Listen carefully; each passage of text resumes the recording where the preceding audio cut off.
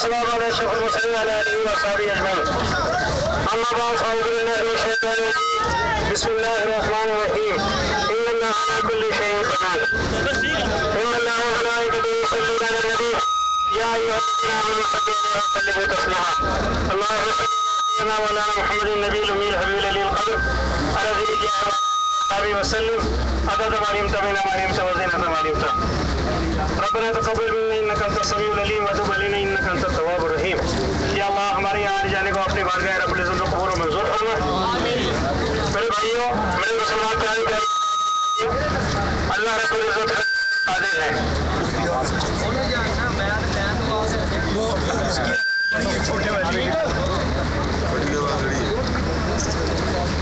اللہ رب العزت اپنے محبوب صلاۃ والسلام سے جتنی محبت کرتا ہے اس کا کوئی ہمیں اندازہ نہیں کر سکتے.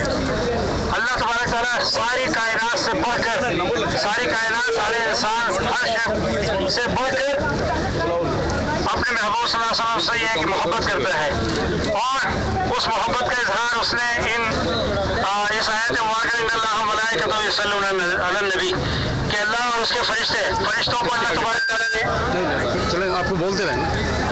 فرشتوں کو اللہ تبارک تعالیٰ نے محمود صلی اللہ علیہ وسلم پر درود و سلام یہ کہ بھیجنے کے لیے مقرر کیا ہوا ہے.